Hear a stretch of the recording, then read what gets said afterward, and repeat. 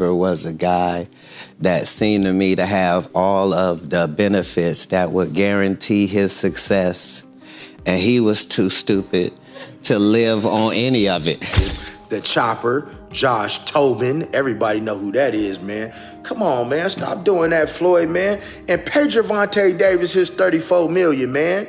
And pay your taxes. In a revealing conversation, comedian Katt Williams addressed the controversy surrounding Floyd Mayweather's alleged $402 million scam, defending Shannon Sharpe's claims. Williams, known for his candidness, discussed the challenges of speaking truth in Hollywood, stating, "There's no way that you can tell that much truth without offending certain portions of the population." He emphasized his commitment to addressing issues directly. This approach underscores Williams' dedication to confronting uncomfortable truths, even when they pertain to high-profile figures like Mayweather. Shannon Sharpe, for his part, has been vocal about Mayweather's financial dealings, expressing skepticism over the boxer's extravagant spending habits amidst bankruptcy rumors. Sharpe's critiques align with Williams' sentiments, highlighting concerns about transparency and accountability in the public eye. We're positioned as a person in Hollywood, I'm saying, anyway, just because of the amount of truth that I will tell and the fact that I take joy in it. And there's no way that you can tell that much truth without offending certain portions of the population. And so now you have to figure out how you're going to handle that. And at 5'5", I've always handled it just first, you know, so that I'm always addressing whatever the problem is to nip it in the bud. And as a professional and as somebody that's now where I stand, I can no longer do that. Those are just the breaks. Katt Williams has consistently positioned himself as a truth teller, unafraid to challenge powerful figures and expose what he perceives as hidden agendas within elite circles. In his candid discussions, Williams has highlighted how societal systems often pressure individuals to conform, stating that there's an expectation for personal beliefs to align with the majority. He suggests that this conformity is a strategy to preemptively discredit those who might later voice dissenting opinions. Williams has also touched upon the concept of society anticipating the emergence of a transformative figure, noting that there's a tendency to label and contain individuals who deviate from the norm. He implies that such labeling serves to manage potential disruptors before they can challenge established structures. Beyond these observations, Williams has been vocal about his experiences in the entertainment industry, alleging that success often hinges more on compliance with certain unwritten rules than on talent alone. He has criticized fellow entertainers, suggesting that some have achieved prominence not solely through merit, but by aligning with influential networks and narratives. Through his outspoken commentary, Williams aims to shed light on the mechanisms of control and influence that he believes operate behind the scenes, encouraging a more critical examination of the forces shaping public discourse and celebrity culture. In order to technically be sane, it requires that your belief system go along with everybody else's. And so that's why they put such a high modicum on labeling you as that, just in preparation for what you might later say. Just because you're different, they always want to kind of put somebody into a box. Well, right. That's the shallow end of it. On the deep end of it, they have an idea that there's a Messiah coming and they're not sure who it's going to be. They just know it should stick out. Candace Owens has commended Katt Williams for his fearless approach to exposing prominent figures in the entertainment industry. She noted that individuals Williams has called out often face scrutiny or legal challenges afterward, suggesting that his revelations bring hidden truths to light. Owens emphasized that many of these figures were concealing questionable activities until Williams shed light on them, leading to subsequent consequences. She believes Williams's insights are not only bold, but also accurate, as evidenced by the fallout experienced by those he has exposed. This pattern, according to Owens, underscores the significance of Williams's role in holding influential individuals accountable. The lawsuit started coming out right after he said it, and he said all would be exposed. Shannon Sharpe has expressed his disappointment regarding Floyd Mayweather's financial controversies, particularly the alleged $402 million scam. Sharpe highlighted the responsibilities that come with being an independent contractor, emphasizing that it's up to individuals like Mayweather to manage their finances appropriately. including setting aside funds for taxes. He remarked, "I'm disappointed. I really am." Sharpe pointed out that despite earning substantial sums, Mayweather's apparent lack of financial foresight has led to significant issues. He criticized Mayweather's public displays of wealth, suggesting that flaunting opulence while facing financial obligations is irresponsible. Sharpe's comments underscore the importance of financial accountability, especially for high-earning individuals in the public eye. He believes that Mayweather's situation serves as a cautionary tale about the consequences of neglecting financial duties. Disappointed. The thing is that Floyd is what they call an independent contractor. And what happens is that when you become an independent contractor, Skip, if you make $230 million, they give you 2 checks or a check for $230 million.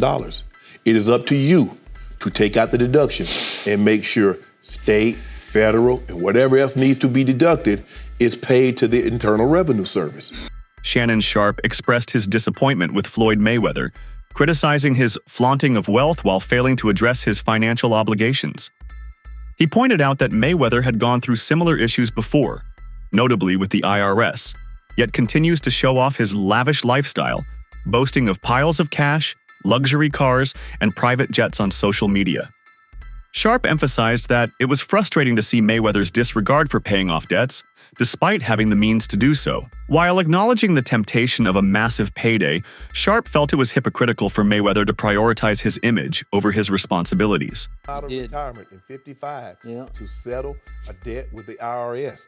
And even Mike Tyson. But what's so disappointing with me, Skip, Floyd Mayweather has gone through this before. What is it that you don't get? And I'm even more disappointed because you're on Instagram and on Twitter flaunting your opulence. You got bales and bales of money. You might have 30, 40 racks up in front of you. You got Bugattis and Enzo Ferraris and private jets and yacht and you big balling. And you won't cut these people their money? Now, Skip, I believe that he would have taken this fight anyway. Shannon Sharpe's frustration with Floyd Mayweather stems from the boxer's disregard for how the public perceives him. He notes that, despite Mayweather's age and the fact that he's well beyond his prime, fans are still willing to pay to see him fight. But according to Sharpe, it's not because people want to witness his skill or legacy in the ring. Rather, they're paying to see him lose. Mayweather's exhibition matches, where the stakes are low, still attract massive attention, largely because the public is eager to see if he will finally be knocked out. It's a commentary on how Floyd's legacy has shifted from a dominant champion to someone people want to see fail. Sharpe points out that even at 60, Mayweather will likely continue to draw crowds, but this time it won't be for his victories. It'll be because people are hoping to see the invincible Floyd finally fall. This dynamic, Sharpe believes, highlights the way Mayweather's persona has become one of controversy and spectacle, with his fights no longer about proving his greatness, but about seeing if he can withstand the inevitable decline that comes with age and time. I'm sure he could be 60 years of age and people would still pay per view to watch him box. And so the allure is still there. Yeah. They want to see Floyd get beat, even if it's somebody that's not a name that we are. Man, a YouTuber did something that a world champion couldn't do. Yeah. Didn't? Yes. No. But I saw Floyd Mayweather get knocked down. But at what point does Floyd have enough money not to stoop to do these exhibitions? But at some point, there is athletic dignity attached to 50 and 0, and that's the allure of this.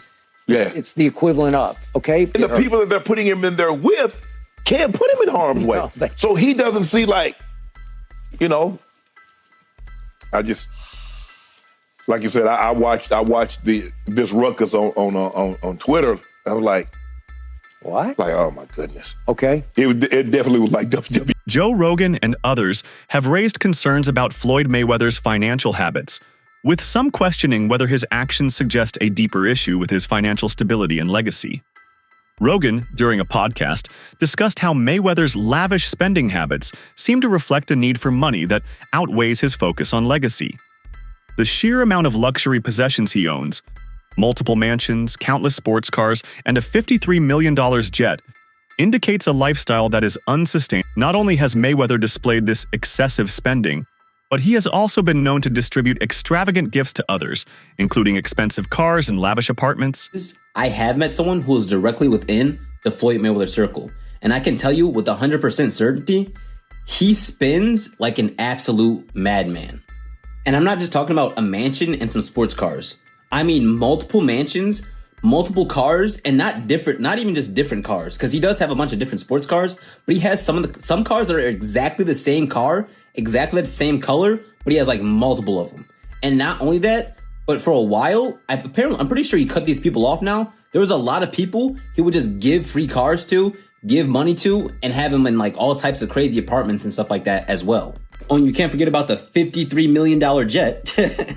And that's not even mentioning the insane amount of expensive jewelry he has, designer clothes, and him throwing hundreds of thousands of dollars. This behavior suggests that, despite Mayweather's immense wealth from his boxing career, his financial situation may not be as secure as it seems. The fact that he owes millions to the IRS only adds fuel to this fire.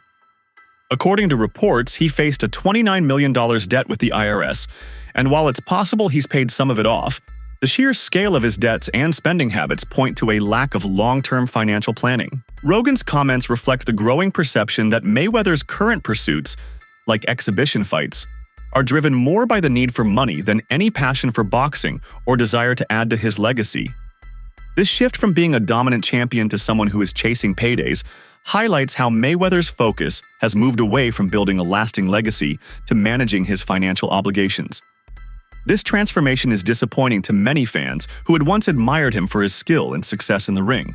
All right, this next clip is from 2017 on the Joe Rogan podcast, where Tom Segura and Joey Diaz talk about Floyd Mayweather owing $29 million to the IRS. Now, obviously, this clip was way back in 2017, so it's possible he paid it off. Or it's possible that he owes way more now. I think Floyd Mayweather has like 6. Does he really? He has so many. He's hilarious. His spending habits are hilarious. His cars. I love him. He's got like a whole fleet just in white. He's like, white is right. I got a bunch of. He's got other 18 colors too, though, man. Yeah, he does. Gang of cars. All matching up. He owed that money to the IRS. Why don't you just give him a few cars? Because he went so deep, so How much does he owe? Well, it's more than you want to pay. Yeah. It's in the $20+ million range. It's a lot of money, man. Shannon Sharpe didn't hold back in his critique of Floyd Mayweather's exhibition bout with Logan Paul, which he deemed a disgrace to the sport of boxing. Sharpe pointed out the stark contrast between Mayweather's legendary undefeated record and the mismatch of fighting a YouTuber with no real boxing credentials. For Mayweather, a champion known for his precise high-level skill, to step into the ring with an internet celebrity seemed like a significant downgrade. Sharpe expressed disbelief that someone who had dominated the sport for years would tarnish his legacy by agreeing to an exhibition fight with little to no competitive value. The fight, which lacked the intensity and honor of professional boxing, felt more like a cheap spectacle designed to capitalize on the attention of social media fame. Get back? Yep. Does this man have no shame? No. Is he not easy money Mayweather now? Get that money. Yeah, get that money. He'll pick up either 15, 20 mil. He was a highly respected champion. Still He is. dominated the sport. Yes. Greatest defensive fighter ever. And you're going to stoop to this? Yep. It's not even the right Paul. It's not Jake Paul. It's the older We get brother. we get the brother. He's then. easier. Look, I was like, I started with the moment Nate Robinson hit that canvas face first. Yep. I'm like, who can we nominate as an athlete to get our get back? Sharpe's frustration came from the idea that Mayweather, once the face of boxing and a symbol of greatness, was now reducing himself to an easy payday, sacrificing the integrity of the sport for a quick financial gain. He questioned how someone with Mayweather's skill and history could lower himself to such a spectacle, especially when his reputation had already been solidified through years of dominance. Conor McGregor took a jab at Floyd Mayweather, mocking his decision to return to the ring for exhibition fights. McGregor suggested that Mayweather took the fight purely to pay back the IRS, stating that he didn't care about the reasons behind it. He continued, criticizing Mayweather for not staying retired, implying that he was only returning because of financial troubles. McGregor's remarks emphasized that Mayweather should have handled his taxes properly and stayed out of the spotlight rather than putting his legacy at risk with unnecessary comebacks, particularly for financial reasons. He took the fight just to pay back the IRS? Like, give a fuck what he did. I don't give a fuck. Right. I don't care what he's doing. He should have stayed retired. He should have stayed retired. Dolce's right. He's fucked now. That's He's the fucked God's now? honest truth. Man, your videos are looking intense. He should have paid his taxes and stayed retired. Really? And kept my name out of his mouth. Right. Katt Williams often speaks about the elite's attempt to preserve their reputations, even at the cost of truth. When he mentions that the genius is relative, he refers to how unconventional or groundbreaking individuals are often seen as crazy or out of place in their time. It's only once they're gone that their brilliance becomes clear. Williams highlights how society, especially the powerful elite, works to suppress or control those who threaten their status or narratives. This idea connects to Floyd Mayweather's situation, where his financial decisions and lifestyle, including his exhibition fights, seem driven by a need to maintain a certain image. The elite, in this case, may try to cover up his financial struggles to preserve the narrative of him as an unstoppable champion. Despite his legacy, Mayweather's need for money and continued fame raises questions about how the powerful attempt to manage their image and control perceptions, even when it's less than genuine. Every time something sticks out to make sure that's not it. Either way, genius is relative, and it's generally better served once you're gone. Right. So the geniuses that we all agree upon, that's not exactly what they were viewed as. Right.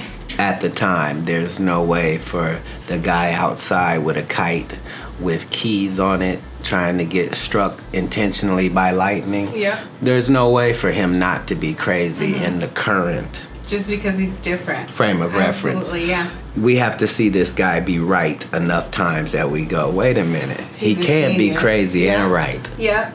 Floyd Mayweather's scam, involving a $402 million purchase, was exposed when he lied about having no partner in the deal to protect his reputation. Business insiders later disproved his claims, revealing the truth behind the purchase.